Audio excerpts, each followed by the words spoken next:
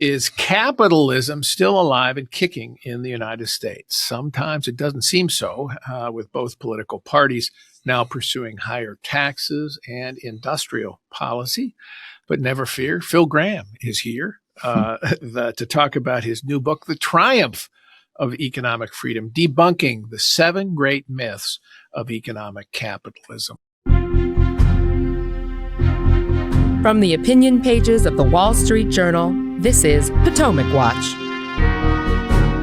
Welcome. I'm Paul Gigot with the Wall Street Journal opinion pages, and here for Potomac Watch, our daily podcast. And with me today, Phil Gramm, economist and former senator, one of the heroes of Reaganomics in the 1980s. And I'm grateful to say he's still writing for the Wall Street Journal, still producing a lot of excellent copy for us, and fighting for the causes of economic liberty, which, of course, requires constant attention, as we all know. So, and he's written this new book with economist Don Boudreaux, who also writes for us from time to time. So welcome, Phil. Thank you, Paul. So why this book now? Well, I noticed when I got to Washington that when I tried to explain things to people, that their conception about how the world worked and what happened at various critical times in American history made it very difficult for them to accept views that I thought were clearly backed up by the facts. And in fact, the more I've looked at it, Jefferson said, good men with the same facts are prone to disagree. But if you had the Republican Senate leader and the Democrat Senate leader here, and you asked them where they stand on public policy, they would be miles apart. But if you then ask them, what happened to working people during the Industrial Revolution? How successful was progressive era regulation? What caused the Depression? Was manufacturing hollowed out by trade at the end of World War II? What happened? What caused the financial crisis? And their views on inequality and poverty, they would be completely out of sync. And unfortunately, the view that capitalism failed in these cases is conventional wisdom. So the objective of the book very simply is, in each of those areas, to present the undisputed facts and then present what we call the myth, which is basically, in almost every case, conventional wisdom. And then we set out to debunk the myth. And of course, it's up to the reader to use their good judgment whether we succeeded or not. But I think we did. Well, you just sort of recounted some of the historical myths. 4 of the myths I see in the book, of the 7 you cite, are really correcting the conventional wisdom about economic history. Did the Industrial Revolution impoverish workers? I think your argument is, no, it elevated them. It created. Yeah, well, there's a huge gap between Victorian era literature and British history. And if you read Victorian era literature, Dickens, Dickens, a perfect example. 1846, wrote the book, came out in December. And Dickens, because our knowledge is what we've learned in the past. And as Dickens looked at the history of the world that he had known or read about, we had had no economic growth really from the fall of the Roman Empire to about 1800. So the point of the book is that the only way that poor people can ever be elevated is through charity. But what he didn't realize is that at that very moment, that the level of economic growth was expanding faster in Britain than it had ever expanded in the history of man on this earth. And in fact, Ebenezer Scrooge, a wealth hoarder, was basically accumulating wealth and investing it to build the railroads, to build the factories. And he was funding this revolution that was occurring. And if you look at Britain in the 19th century, no people on this earth have ever seen their living standards grow faster until the same event occurred in America. And yet the Victorian literature and, in fact, the critique of that whole period is that you saw the horrible things that were happening in London as people flooded into London because there were opportunities, right? And a lot better opportunities and lifespans than you'd get in the British countryside in an agricultural profession. I mean, we've seen that happen throughout history. In India, for example, they have pursued a more capitalist policy since really the 1990s. And Mumbai, if you look at it without going there, you'd say, well, there's an awful lot of horrible things here. I mean, people are living in terrible conditions, but go out to the countryside. No, exactly. Well, in the as late as 1800, people saw the working poor in rural areas from the veranda of the manor house across the creek, and it looked romantic. But conditions were terrible. Opportunity was non-existent.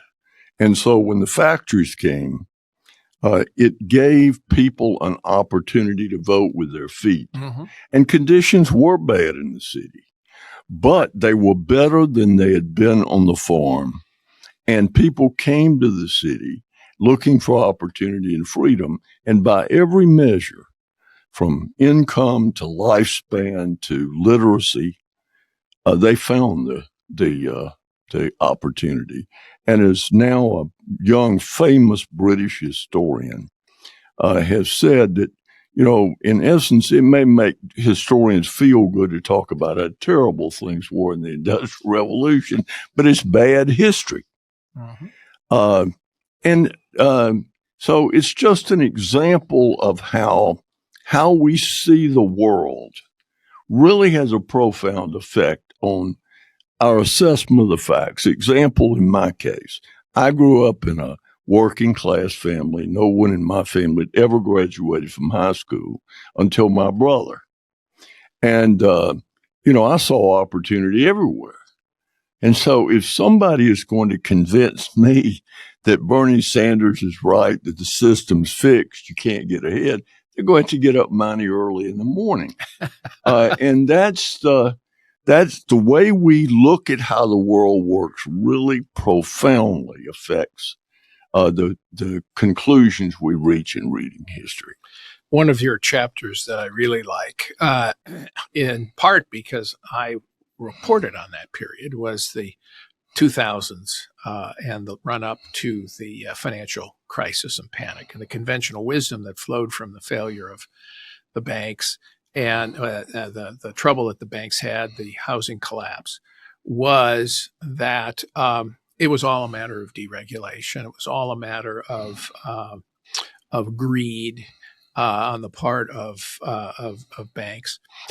And I covered that era, and I've looked at all the evidence, and it's simply not true. No, that's right. And you have zeroed in on this.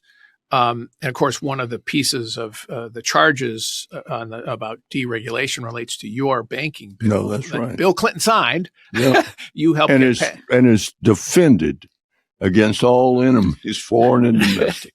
So what do you think was the culprit? What were the culprits for the housing boom and bust? Well, there was really one culprit, and that culprit was American housing policy that was trying to force private wealth to serve public purpose. And you can go back actually and identify the day it started. And that's when Clinton in his campaign came out with his proposal to use pension fund investments to promote public purpose, arguing that the return would be similar and society would benefit more. And then when he was elected, even the unions weren't willing to let their pension funds promote somebody else's interest. And so he turned to HUD. And HUD started by putting pressure on the lending authorities, Freddie and Fannie. And then Congress imposed a series of quotas on how much of their holdings of securitized mortgages had to be in subprime. And by the time the wheels came off, over 50% of the loans being made were to people who weren't capable of paying them back. Because the standards had fallen. Yeah, collapsed. Low down payments, 3% down or payments. Zero in many cases. So-called liar loans, where you didn't have to produce a real documentation about your income. Well, and also, we now have the documents from inside Freddie and Fannie as to what their risk management people thought. And they were all going crazy that we're taking risks that are totally unjustified. This is going to create a crisis. And so their people were telling them, but you got to remember they faced 3 different quotas set by Congress. Banks held so much in the way of mortgage-backed securities because the regulators set mortgage-backed securities as equivalent to government bonds. Just as safe, supposedly. Yeah. So, the question then is, why did they make the loans? Why were banks holding so many of them? Well, the answer is all because of government. Now, Obama came in and said, well, it was predatory lending and that greed. But there is no evidence to substantiate that. And also, as you mentioned, if you go back 20 years, every bill adopted in 20 years added 2 regulations and provided more budget for regulators.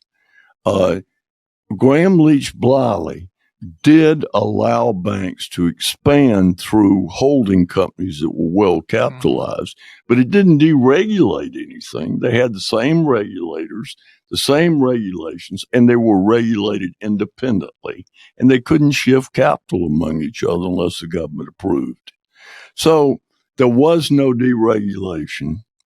Government created the problem by destroying lending standards. And then, interestingly, when President Obama won the election, we rewrote the banking laws to expand government's power and didn't touch the housing laws. So nobody wanted to. The politicians at the time did not want. They said, "Oh, we can't touch the housing laws because we'll tank the housing market again. We have to let it." Grow again and expand. And of course, we are about to make the same mistake again. Yeah. But let me talk. Let's talk about another myth that you write about, and it's obviously very relevant today through trade policy, and that is that free trade has over the decades hollowed out American manufacturing and hurt American workers. It's really one of the main justifications that President Trump uses for his tariffs. You say that that's not true. Well, first of all, there's been no hollowing out. We produce more manufactured products in terms of value today than we've ever produced in history. What happened is that in 1953, we reached a peak of the percentage of the labor force hired in manufacturing. And that has declined on a secular basis from about 33% of the labor force down to 8.1%. But we ran our last trade surplus in 1975. We produced 2.5 times as much manufactured products in value terms as we did then. And we run a trade deficit every day since that period. So, 1, there's been no hollowing out. 2, there is no evidence that tariffs benefit a nation in terms of its ability to produce or the availability of goods or real living standards. And we've had tariffs going back almost 300 years. In fact, a major cause of the Revolutionary War were British tariffs. Mm-hmm. Americans have always hated tariffs and never tolerated them for very long. It is true that at the beginning of the Republic, the federal government didn't have the power to tax income. They tried to tax whiskey, and it caused the whiskey rebellion. Rebellion. Right. And so they funded the government largely with tariffs because they were easy to collect as goods came in. And often, if they were low, people didn't even know they were paying them. And Alexander Hamilton understood you got to keep them low or else people don't import, you don't collect revenues, and they smuggle. So then in 1828, I'm not going to go through the whole history, but that was the first time that Congress, arguing that they were helping domestic business, but also they wanted to fund all these public works. Mm-hmm. And so we had the Tariff of Abominations. There was a political revolt against it. And within a year, we'd had a turnover in government. And that has been the pattern. Now, final point on the 19th century. From the time that the Tariff of Abominations was repealed until 1860, tariffs in America fell by 70%. And during that period, the country industrialized at 6.2% a year. Never in the history of man on this earth had there ever been industrialization at that pace. Okay. And then you've got a lot of great history in this book about that, much more into the 20th century and the Smoot-Hawley era and so on. But I want to ask you about the current moment because there's a lot of arguments that says, look, China is a special case, okay? What they've done is they practice mercantilism. They subsidize manufacturing in their country, and that allows them to export and flood the world with all kinds of goods at below rates that other countries can build and the prices, and therefore they put jobs out of business in whole sectors of the world. And I think the Chinese trade surplus now of the world, something like $1 trillion a year. I mean, it's enormous. Is China a special case on trade because of its practices? Well, first of all, if everything you said about China is true, and largely I think it is true, the president imposed tariffs on almost 140 countries. What does China have to do with Great Britain?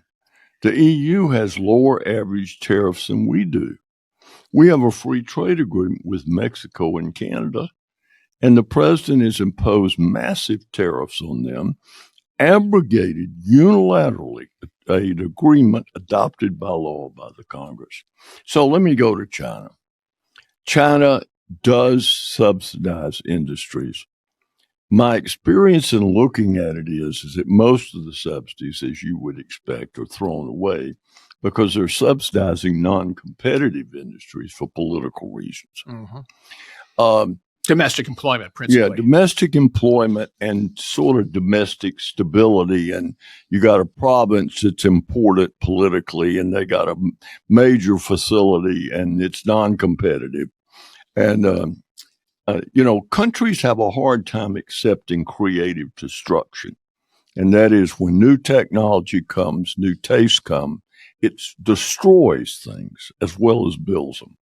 But anyway, I sort of have a reaction when I hear this, they subsidize electric vehicles. Well, what are we doing? Subsidizing electric vehicles. Yeah, exactly. And we're now into all this industrial policy and doing the very things that we accuse China of, and we're not doing them any more effectively than they are. But let me give you a specific case in shipbuilding, okay? If we got into right now, China has an overwhelming shipbuilding capacity advantage over the rest of the world, and our shipbuilding capacity has really diminished. Yet, if we got into a hot conflict and we lost ships, we would not have the capacity, the workers or the industrial base, to be able to build those ships rapidly enough to reinforce our forces in any kind of an extended conflict. Is something like shipbuilding, which has defense ramifications, an exception to where the government should stay out of setting industrial policy? Yeah, clearly it is. Even Adam Smith recognized the defense argument. The problem, Paul, is the Jones Act was a National Defense Act. The Jones Act was an argument that we need to be able to build ships and deliver goods among states in the Union because we need that capacity. That was a 1920s era statute? Yeah. And now it has destroyed our merchant marine. It's cheaper to ship oil from Saudi Arabia to New York than from Texas to New York. And the problem is implementation. How do you do it? Secondly, you got a question, and that is, when I came to Congress, I was on the Defense, I was on the Armed Services Committee and the Defense Appropriations Committee first. And we were then looking at a come-as-you-are war. That the idea that we were going to ever fight another World War II type war where we were going to have years to industrialize was absurd. And so if you wanted it, you better build it. And I'm not sure we're out of that period. It's so hard. I found in doing defense work that everybody I dealt with that really knew something had a vested interest. And so I had a very hard time sort of separating out that vested interest and getting the facts. I look back to rumors that were passed through the Armed Services Committee about the Soviets had these tanks that had porcelain interiors and they couldn't be knocked out by any of our tank weapons. Well, hell, we proved in the Middle East that it's not, you don't need to penetrate the turret, you just knock it off. So, there is a defense argument. I think we need to look at it. I think we need to be very selective and be sure that we're building things that we really need. And remember, when you're doing that, you're paying 50% more for them, you're getting less defense. I mean, perfect example. The president just imposed a 50% tariff on steel and aluminum, okay? We are in the process now of trying to rebuild our stock of munitions because of Ukraine. We're in the process of replacing equipment we gave Ukraine. And we just are committing to $100 billion of new defense buildup. Well, every one of those items has a large component of steel and aluminum. So we have raised that price by 50%. At the very moment we're getting ready to do a major defense buildup. It's as if we've been blockaded by a foreign power and we can only get 50% of those items into the country. So we have done to ourselves what belligerent powers historically try to do. We've done to ourselves what the Germans did to Britain during the naval situation in Britain, where you had the submarines attacking merchant all the merchant ships that from Lend-Lease. All right, it is absolutely crazy, that 50% tariff. But I want to ask you about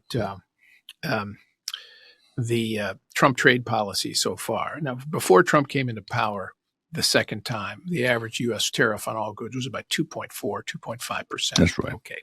Now it's upwards of at least 15%. The Fed thinks it's about 18%, depending on how you calculate it. Either way, that's a huge tax increase. But so why haven't we seen more economic damage so far from the tariffs? Because you had a surge of front running of the tariff where you brought a lot of goods in. Many of those tariffs are still in limbo as to what the president's ultimately going to do. Right. You've got many companies that aren't laying off people because they don't know if the tariffs are staying. If they knew they were staying, they would lay them off. They're not raising prices because they don't know what is going to happen in terms of supply. But this won't last. I am fearful that this last tariff action on steel and aluminum is so big that it's going to affect all of manufacturing, all heavy manufacturing. That, with the uncertainty and the higher tariffs that are already in place, could tip us into a recession. Obviously, I don't want that to happen. And I'm not against these tariffs because I'm against Trump. I want Trump's program to succeed. Like all Americans should want the program to succeed. But these tariffs, based on everything we know in American and world history, are going to fail. In the first term, Trump imposed tariffs. You were highly critical of them. Certainly, I was highly critical of them in the Journal's columns. But the economic impact, first of all, they're relatively small compared to these ones now. But the tax cut and the reform and deregulation, I think, offset the damage from the tariffs. This time, I'm concerned that what we're doing mainly on the tax bill is just extending the current rates, and the bang for the buck in terms of growth isn't really there in the tax bill. So we won't get enough. I mean, there'll be real benefits from deregulation as it goes ahead, but there's not going to be enough there to offset the economic harm from the tariffs. Well, let me go back to the first term. In 2017 and 18, the economy really moved. Right. We got a 13-year high in GDP in 2018. And then Trump imposed his tariffs. Now, they were tiny compared to what we're looking at now. But his objectives in the tariff were to reduce the trade deficit. The trade deficit went up, not down. His objective was to increase industrial production. It went down, not up. His objective was to increase employment and manufacturing as a percentage of the total labor force. It went down, not up. His tariffs, even though they were small and we survived them, achieved not a single one of his objectives. Now they are so large. I mean, people forget we're getting into the range of low range of the Smoot-Hawley tariff here.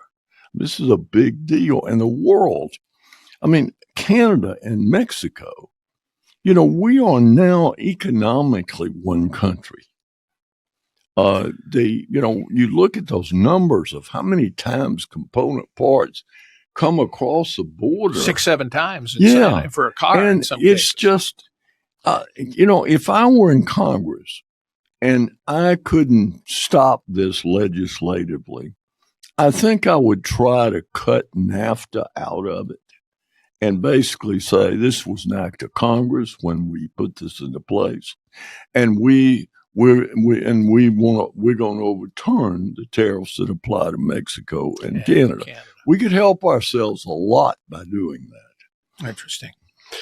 Political impact here, and we'll end on this note, but the political impact of tariffs. You've written for us that you think that if on the present course of where the president is on tariffs, the Republican Party is going to suffer in 2026. Why don't you elaborate on that?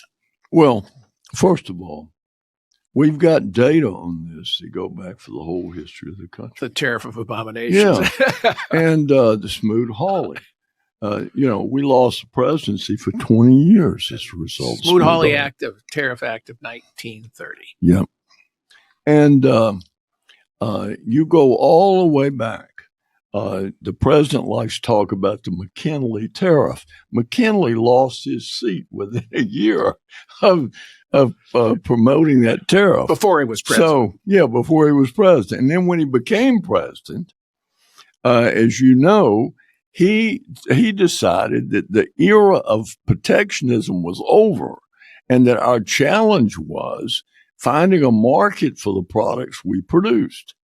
But in any case, the president missed that part of McKinley history. But in any case, basically, there's no doubt about the fact if the president cannot find a way to get out of these tariffs soon, that we're going to end up having a bad election cycle. And historically, you tend to have a bad one in the first midterm election anyway. Yep. I guess George W. Bush is the last one that actually increased his majority, but it doesn't happen very often. So what the president really needs to do is find somebody who understands that reciprocal trade agreements mean we reduce tariffs, they reduce tariffs, and everybody benefits. And to go out and negotiate these things. And I would start with Britain.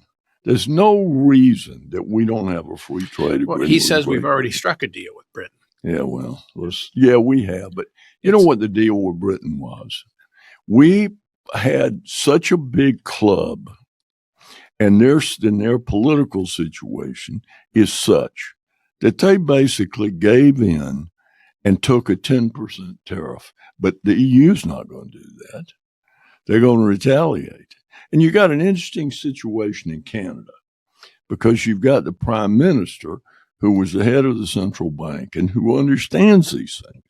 And so his dilemma is he's under political pressure to retaliate, but he understands that retaliation, imposing tariffs in Canada, hurts Canadians. Right.